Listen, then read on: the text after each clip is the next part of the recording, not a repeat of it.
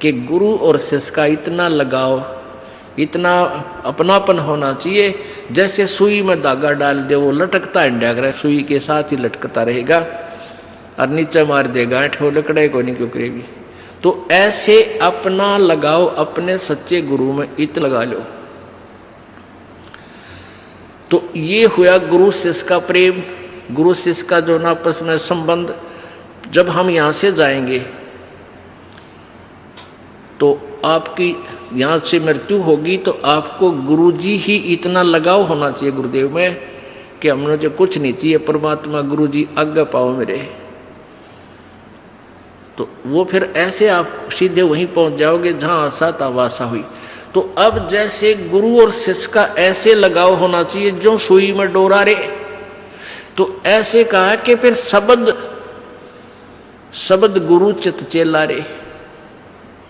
जो मंत्र गुरु जी ने आपको दे दिया वो तो तेरा शब्द, और इस चित्त ने, इस मन ने उस शब्द जो मंत्र दे रखा है उसका चेला बना दे। इस मन को उस मंत्र का, इस सुरत शब्द समावे। तेरी सुरती, तेरी मन, तेरी आत्मा उस दिए हुए मंत्र के साथ ऐसे चिपकी रहे, ऐसा ध्यान रखे, इतना उसका सिमरण करे जो सुई में डोरा रे। यानी ऐसे सुरत और शब्द इसको बोलते हैं। जो गुरुजी ने मंत्र आपको दिया है उसके साथ इस मन को इतना जोड़ दे जैसे गुरु और चेले का प्यार हो। तो अब कहते हैं सुर कहे कबीर सुनो भी साधो, अब शब्द गुरु चित चेला रे। गुरु और शिष्य का जो लगाव है ऐसा ही इस मन को इस मंत्र के साथ ऐसा लगाव लगा, यानी एक पल बीच न दूर ना हो दे। होले सुहागण सुरता त्यार मालिक गुर जाना है हेतु तो। होले सुहागण सुरता त्यार है तेरा सुन शिखर बरतार मालिक गिर जाना। ये सुबह आपको सुना दिया था, अब रह रहकर इसका विश्लेषण कर रहे हैं। अब नित्यानंद जी, ये तो कबीर जी का अम्बाणी जो आगे आपको सुनाई जा रही है। इससे पहले संतों शरण लाग के सुरत शब्द समाह, संख असंकों को से तेरे पिया का देश, और एक पलक में पाइए ले सतगुरु उपदेश। ये ठीक है कि एक पलक में पाइए ले सतगुरु उपदेश। अब 16 शंख कोश की दूरी पर सतलोक है पाताल लोक से, और पूरे संत से नाम लेने के बाद फिर देर नहीं लगे मालिक पाने की। लेकिन आपके अंदर आपके हृदय में ऐसी श्रद्धा मर्यादा अंतिम श्वास तक बनी रहे। सुन सनहली सैल है गगन मंडल के माँ, और प्रेम बिना पावे नहीं चाहे कोट समाधि ला। जब तक आपका प्यार मालिक नहीं उमड़ेगा इतना भगवान मिले नहीं। और वर्क डन मिलेगा, किया कर्म अवश्य मिलेगा। जो साधना आप कर रहे हो, भक्ति कर रहे हो, दान कर रहे हो, ये मिल अवश्य, ये जरूर मिल जाएगा, लेकिन मालिक नहीं मिल पाओगा जब तक प्यार नहीं उमड़ेगा। अब कैसे प्यार कैसे उमड़ेगा भाई? जैसे सूरज के आगे बदरा ऐसे कर्म छयारे। भाई प्रेम की पवन करे चित मंजन फिर जल के तेज नयारे। क्या बताते हैं परमेश्वर गरीबदास जी महाराज परमेश्वर को पाने की कैसी विधि बताते हैं कि जैसे सूरज के आगे बदरा ऐसे कर्म छयारे। हमारे पाप कर्मों की छाया आत्मा और परमात्मा के बीच में ऐसे होगी जैसे सूरज के सामने घनघोर घटा छा जाती है। वो घटा, फिर वो बादल कैसे वहां से दूर होते हैं। तेज हवा चलती है तो बादलों को तितर बितर कर देती है, और सूर्य का प्रकाश फिर ज्यों का त्यों समक्ष होता है। तो ऐसे कहते हैं कि हम आत्मा और परमात्मा के बीच में जो पाप कर्म रूपी जो बादल हैं उनको कैसे दूर फेंका जाए, कैसे छांटा जाए, कैसे खत्म किया जाए। जैसे सूरज के आगे बदरा ऐसे कर्म छयारे। प्रेम की पवन करे चित मंजन झलक तेज नयारे। प्रेम की पवन, इन पाप कर्मों को काटने का, इनके हटने का क्या लक्षण होता है। आपको यहाँ बुलाया जाता है, ज्ञान सुनाया जाता है, आप जी को मंत्र दिए जाते हैं, आप जी को प्रेरित करके आपके हाथों से 2 पैसे दान करवाए जाते हैं, दंडवत प्रणाम कराई जाती है।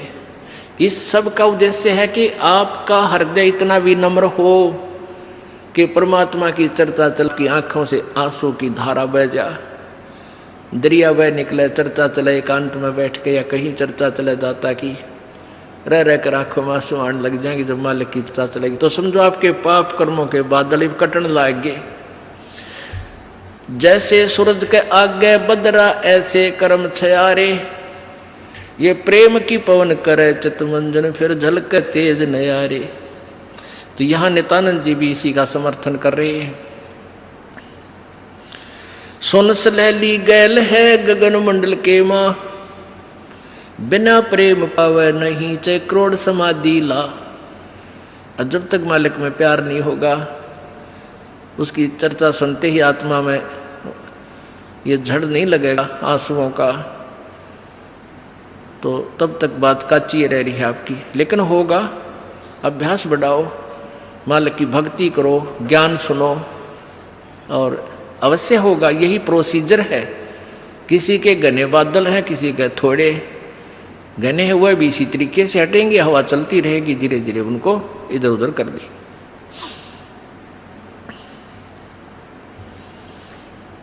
अब आपको बताया था कि जैसे नित्यानंद जी स्वर्ग सत्र के प्लेयर थे। अब जैसे डिस्ट्रिक्ट लेवल पर यानी जिला स्तर पर बच्चे खिलाड़ी खेल खेलते हैं, नियम वही होते हैं उनकी एक ही जैसे, और जो राज्य स्तर पर खेलते हैं उनके भी नियम वही होते हैं, लेकिन लाभ गणा होता है। और जो राष्ट्रीय स्तर पर खेलते हैं नियम उनके भी वही होते हैं, और जो इंटरनेशनल लेवल पर खेलते हैं नियम उनके भी वही होते हैं। तो नित्यानंद जी जो बता रहे हैं ये वही नियम वही है। अब क्या बताया उस परमात्मा की यहाँ जाने का। परमेश्वर क्या बताते हैं, होले सुहागण सुरता त्यार तुझे माल्य के घर जाना है। अब सुहागण कौन है और कुंवारी कौन है? जिन आत्माओं को पूर्ण परमात्मा संत से प्रभु का नाम नहीं मिला तो वो तो कुंवारी है, और जिनको परमात्मा का नाम मिल गया उनकी सगाई होगी परमात्मा से, गुरु बिचौले ने उनकी सगाई करवा दी। अब जिनको परमात्मा का नाम मिल गया तो आपकी सगाई होगी उस मालिक से, पूर्ण परमात्मा से, और गुरु बिचौले ने आपका यू नाता जोड़ दिया। तो इसलिए कहा कि होले सुहागण सुरता त्यार, जो उपदेशी आत्माएं हैं वो सुहागण हैं, और जिन्हें नाम नहीं लिया है वो अभी कुंवारी है। और जो सुहागण होगी जिसकी सगाई हो जाएगी तो वही आशा कर सकती है पिया के घर जाने की। कुंवारी का भी कोई ऊद सूद नहीं होती, लेकिन तरीका यही है पिया के घर जाने का, उनको भी सगाई करवानी पड़ेगी, नाम लेना पड़ेगा, गुरु बनाना पड़ेगा। तो उन सुहागन आत्माओं को, उपदेशी आत्माओं को परमात्मा कहते हैं होले सुहागण सुरता त्यार तन माल्य के घर जाना है। अब तुझे वहां जाने का तेरा काम बन गया, यानी स्टार्ट हो गया ये प्रोसीजर। ब्याह भी होगा, सगाई हुई है तो ब्याह भी होगा, ब्याह होगा तो फिर सारा काम होगा, पति के घर भी जाएंगे। तो हम स्टार्ट कर चुके हैं, हमारा काम शुरू हो गया।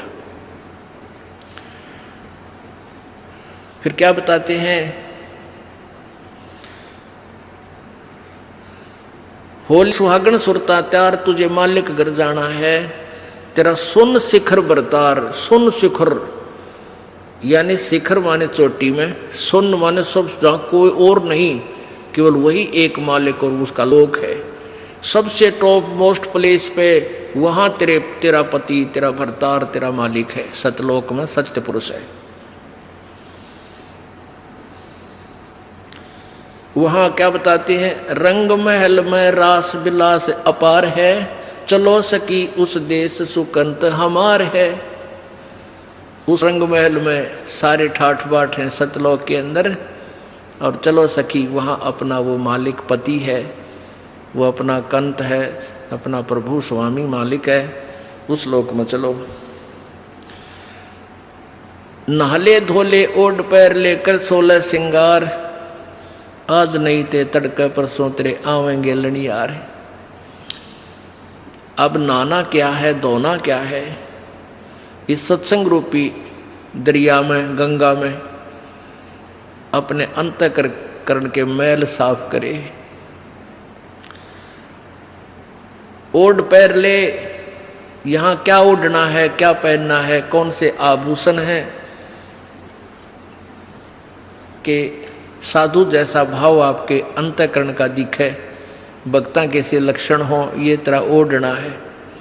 और सील, संतोष, विवेक, दया, भाव हैं, ये इस प्रकार के 16 तरह आभूषण है जो एक जैसे लड़कियां, वैसे ही उदाहरण देने पड़ते हैं उन्हीं के आधार से।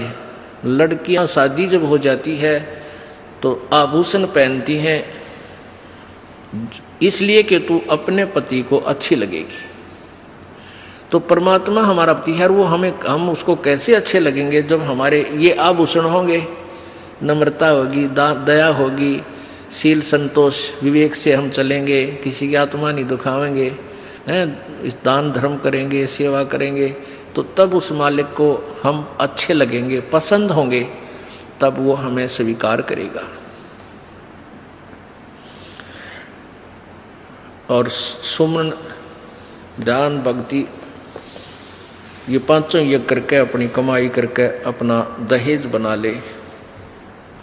फिर क्या बताते हैं, आज नहीं तो तड़के परसों, या अब तेरा कभी ना कभी जाने का समय अवश्य आएगा। तेरे साथ की कितनी जाली तू क्यों लारी वार, और गुड़िया खेलत न जन्म खो दिया लाया नहीं विचार।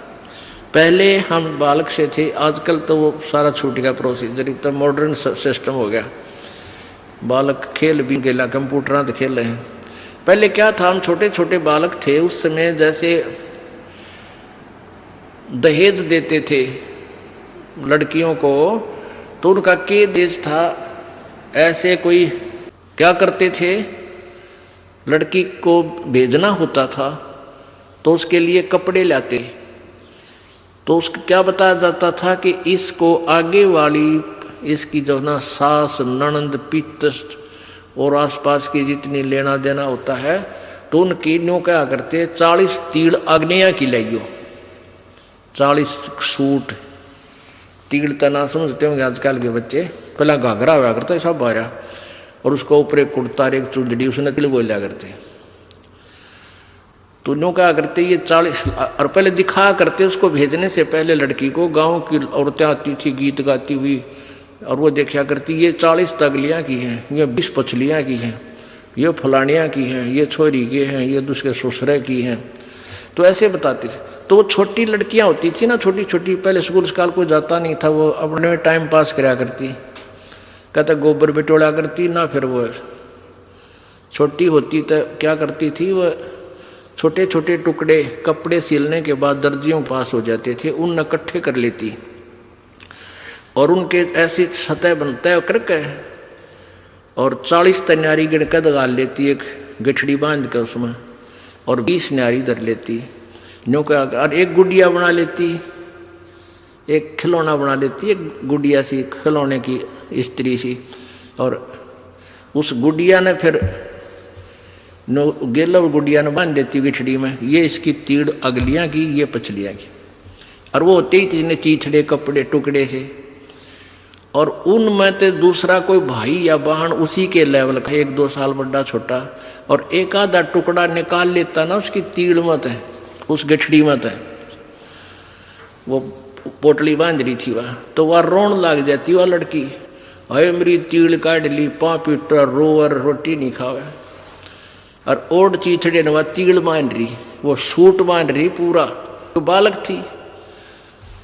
और जब उस बेटी वाली लड़की बड़ी हो जाती है, युवा हो जाती है, और फिर उसका ब्याह हो जाता है, उसका शादी हो जाती है, विवाह हो जाता है, फिर उसको वो ओरिजिनल तिल मिल रहा है, वास्तविक तिल मिल रहे हैं, उसने वो सूट मिल रहेंगे 10-20 जो भी उसके होते थे।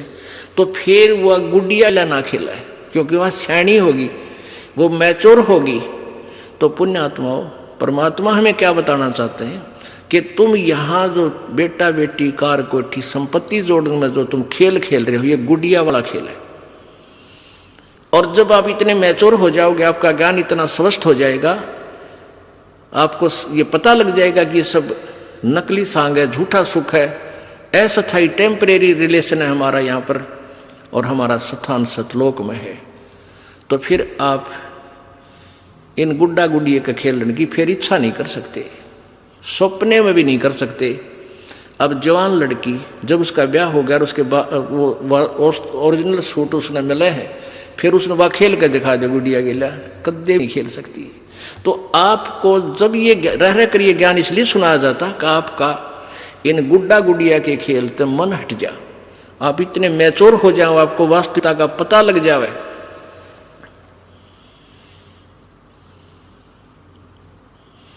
तेरे साथ किए कितनी जाली, तू क्यों लारी वार, गुड़िया खेलत जन्म गवाया, लाया है नहीं विचार, बालक घर जाना है। कितने ते गुड़िया खेल खेल जन्म खो दिया अपना सारा, यही कार कोठी बेटा बेटियां की जोड़ तोड़ में लगा रहा। अब उस सच्चाई से परिचित हो, फिर पुनः इन गुड़िया से नहीं खेलेंगे। अब तो चलो हैं, अब का जावे कहाँ। फिर भक्ति से, ज्ञान से, और कुछ ही समय दिनों में ऐसा समाधान आपका प्रभु कर देगा। बालक बच्चे भी आपके भगवान से डरने वाले, महात्मा की भक्ति करने वाले होंगे, और कुछ दिनों में आपको फ्री कर देगा प्रभु। अब भक्ति करें, बच्चे इतने बुद्धिमान समझदार हो जाएंगे, भगवान से डरने वाले होंगे कि भी माता पिता ने अपना पूरा काम कर दिया, अभी इनको डिस्टर्ब ना करो। और वो परमात्मा से विश्वास करने वाले होंगे कि भी हमारा किया हमें मालिक जरूर देगा। तो इस प्रकार आपको फिर यहाँ से निकालने का एक सुअवसर परमात्मा देगा, और तभी आपका मोक्ष संभव है। तो ये परमात्मा ही करवाएगा, अपने इसके चरणों में पड़ा रहना है।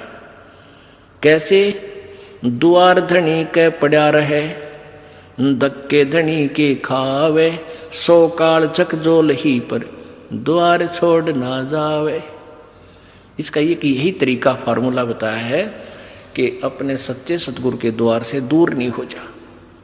चाहे कितना झटके पटके काल दे, आपको छोटी मोटी हानि भी होती दी होने दे, कोई वो भी मालिक की रजा है, उसमें आपके ना ही होने में आपका हित होगा, ये सत्य मान लेना। तो फिर आपने हर पहलू को अपनाना होगा कि राज्य क्रमता राम की रजा दर जो शीस, दास गरीब दरस परस तिन बैठे जगदीश। कच्चा हीरा कृच हुए नहीं सह गण भार, और ऐसा मन ये हो रहा वहां लेख ले करता रहे। एक हीरे की परख करने का क्या तरीका बताया है? एहरन के ऊपर एक लोहे का ऐसा थंब बसा हुआ धरती में गाड़ी रखा हो, इतना ऊपर, वो 8 बाई 8 इंच चौड़ा उसका ऊपर का सरफेस होता है, और ऊपर तक घन इतना बारा 2 दड़ी पक्के का लोहे का डंडे में पर, और उसको न्यू मारा करें। एहरन के ऊपर लोहे के उस एहरन पर रखकर लोहे के उस पटड़े से पर हीरा रख दिया जाता है, और ऊपर से घन ठोका जाता है, और हीरे का निशान भी नहीं होता, वो पक्का है। और जब वो कच्चा है तो क्रच हो जाएगा, उसमें निशान पड़ जाएगा, टूट फूट जाएगा। तो कहते हैं परमात्मा तुम्हारा वहां ऐसे परीक्षा लेगा, आपको यहां से पार करने के लिए ऐसे घण मार के देखेगा। कच्चा हीरा कर्च हुए नहीं सह घण भार, नहीं सह घण मार, और ऐसा मन यू हो रहे जहां फिर लेखा ले करता रहे। तो परमात्मा बताते हैं कि समझा है तो सर दर पाओ, बहुर नहीं रे ऐसा दाओ। बोलो सतगुरुदेव।